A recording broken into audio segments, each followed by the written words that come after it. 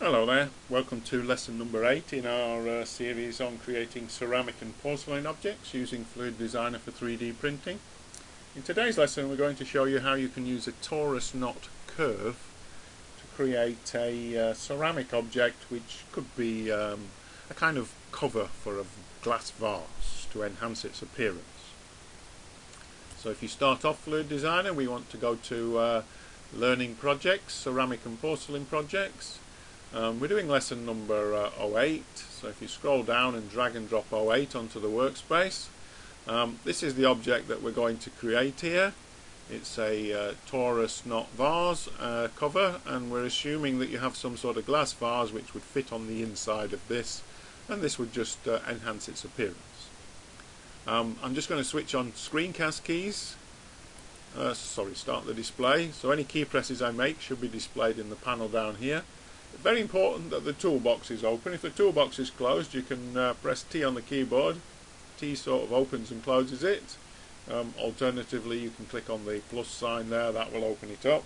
Because there are going to be various parameters in this panel here which we're going to need to change in order to create this Torus Knot open vase. So what do we need to do? Well, we need to select Add Curve, Torus Knot Plus. So Add Curve and Torus Knot Plus. And what's important is that this panel is open here. You may have to click there to open it up. If this isn't displayed, you might need to click on the plus sign at the bottom of the screen here to open up this panel, but it should be okay. So let's zoom in on this object here to see what it looks like. I mean, at the moment we can see that the dimensions are only 5mm by 5mm by 2. So that's why you can hardly see it at the moment. This is quite small. So if we go to View and Zoom to Selected, and I'll just scroll back slightly and just shut that panel down a bit. There's our Torus Knot. So a Torus Knot is a continuous loop around creating this knot shape. And what we're going to do is to transform this Torus Knot into our finished object as is displayed at the bottom there. So what are we going to change? Well, first thing we're going to change is the height of the object, and we're going to change it to 80.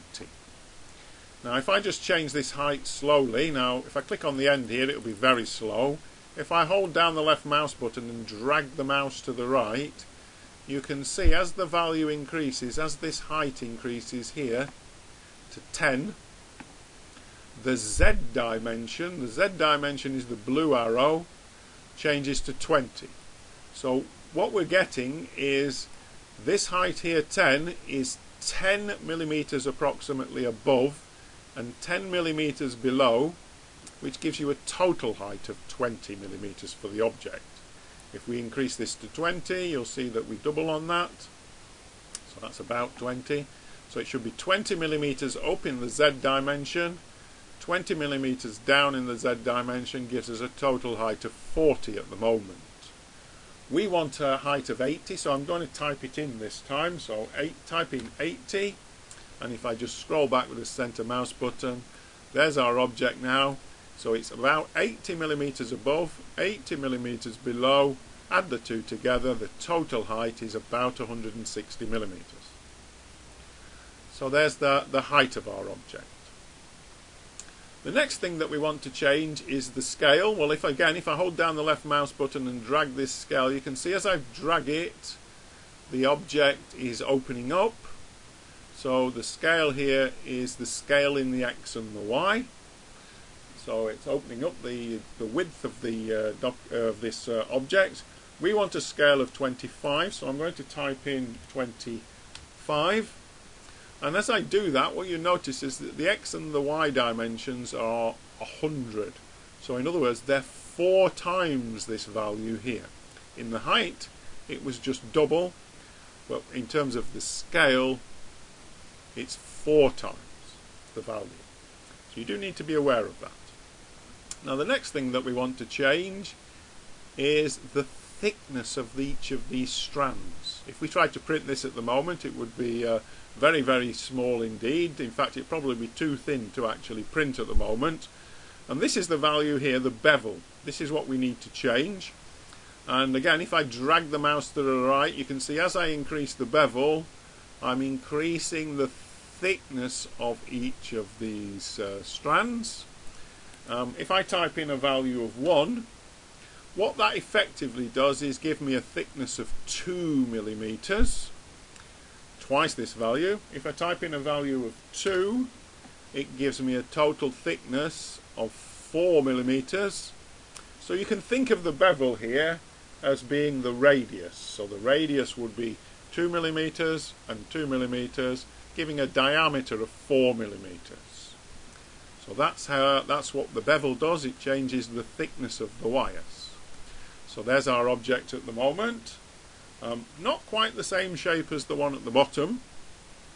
And this is where the Torus Knot curve comes in really, really useful, as well as the height and the width of it and the thickness of it you can change. You can also change the shape of it quite dramatically by using these P and Q values. Now I am going to change these slowly. So you notice when I change P and Q, each time we get a different shape Torus Knot.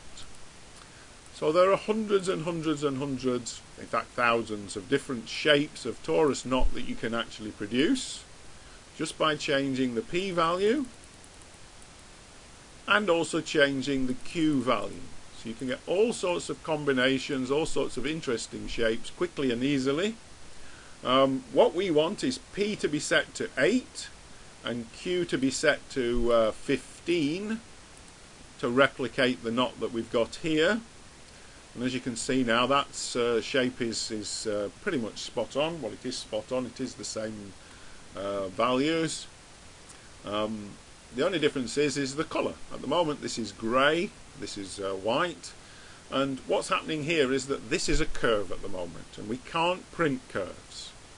Once you're actually happy with the shape, once you're content that this is the right shape for you and you've got the right dimensions, notice that the height has actually shrunk down to 140. We were at 160, so when you change these P and Q values and scales and bevels, it can affect these values over here, so you do need to keep an eye on it and make sure you are happy with these values. But once you've done that, what you need to do is to change this curve. Remember we did add curve Torus Knot plus. We need to change the curve into a mesh. We can't print curves. And so once you're happy with the shape, you need to go to Tools, Object Tools, and convert it to a mesh. And once you've done that, the colours will change, this panel will close down, and you can't really make any more changes to this object now. We don't want to because we've finished. So what we need to do, well, almost finished, we need to check it now. So what we're going to do is we're going to delete this particular object. This is the one that we've created in today's lesson. As is usual in FluidDesigner, we would recommend that you don't use File and Save. Always go to Save As. Just come up through the menu system and look for My Projects, Ceramic and Porcelain Projects, and we can save at Lesson 08, the Torus Knot Open Vase. Oops. Can't quite, oh sorry, saving it. Yeah, save it as a Blender file, sorry. Early in the morning. Save it as a Blender file in your folder. Don't delete the original that's on your system. And what we should now do is save this as a printable file and check it with NetFab Basic. So if we go to File and we export it to the as a wavefront object. A wavefront object is a printable file format. We like to save it to the desktop. So it's 08 Torus Knot Open Vase object file. So if we export that to the desktop, if you then go to NetFab Basic and go to Project and Open and go to the desktop, open the Torus Knot vase, shouldn't really find any problems with this object. The way that it's been created using this built-in curve function should be okay, but we always recommend that you go to Extras and Repair the Part. And what NetFab will do is triangulate the mesh, So if I just move the panel across, you can see if I click on update, there are no border edge, no orientation, no holes, there's just one shell. But run automatic repair anyway and execute it and apply the repair as well and remove any old parts. And now if you go to part and export the part as a wavefront object, export it to the desktop and export it as 08 Torus Knot open vase repaired.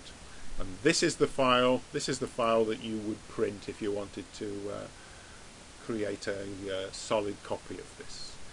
So we've shown you there the Torus Knot function, and lots and lots and lots of different shapes you can actually create.